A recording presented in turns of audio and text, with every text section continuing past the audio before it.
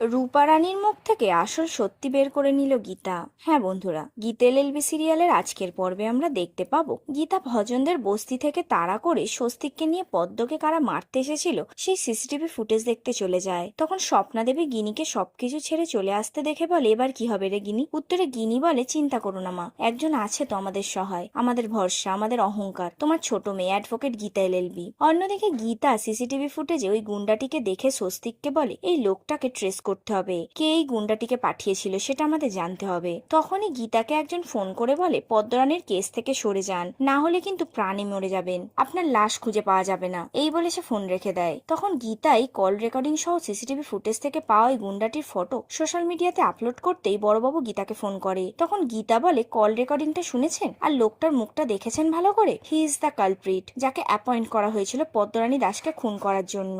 এবার দেখুন আমার প্রতিবাদ, আর আমার সঙ্গে তালে তাল মিলিয়ে গোটা শহরবাসী বলবে উই ওয়ান্ট জাস্টিস। এই বলে গীতা ফোন রেখে দেয়। এরপর আমরা দেখতে পাবো গীতা থানায় এলে বড়বাবুর সঙ্গে তার বচসা শুরু হয়। এক পর্যায়ে গিয়ে গীতা বলে, আমি জানি আপনি আপ্রাণ চেষ্টা করবেন যাতে অগ্নিজিৎ মুখার্জি সাজা পায়, আর আমি প্রাণপণ চেষ্টা করব ওনাকে বাঁচানোর জন্য। তখন বড়বাবু বলে, কেন? একটা ক্রিমিনালকে কেন বাঁচাতে চাইছেন? ওই লোকটা কিরণকান্তি ব্যানার্জির ছেলের হয়ে লড়েছিল। উত্তরে গীতা বলে, সেটা ওনার পেশা আর এটা আমার প্যাশন। ভেবেছিলাম এই যুদ্ধে আপনি আমার পাশে আছেন, কিন্তু আপনি ঘুরে গেলেন। এতটা বোকা তো আপনি নন যে আপনি বুঝতে পারছেন না যে একটা প্ল্যান, একটা ষড়যন্ত্র। আপনি শোনেননি ওই কিরণকান্তি ব্যানার্জি বস্তি উচ্ছেদ করতে এসেছিল? একটা আক্রমণে আমাকে মারার চেষ্টা করেছে, আর অন্যটাতে অগ্নিজিৎ মুখার্জিকে। যাই হোক, আপনার সেই কিরণকান্তি ব্যানার্জিকে বলে দেবেন। সঙ্গে সঙ্গে বড়বাবু গীতাকে চুপ করিয়ে বলে, আমি কিরণকান্তি ব্যানার্জির দাবিদারি করি না। উত্তরে গীতা বলে, ও তাই? কিন্তু আমি যেন করাপশন গন্ধ পাচ্ছি। তখন বড়বাবু বলে, আপনি কিন্তু আমার মানহানি করছেন, আপনার বিরুদ্ধে আমি মামলা করব। উত্তরে গীতা বলে, যা ইচ্ছে করুন, কিন্তু এই কেসটা আপনি হারবেন।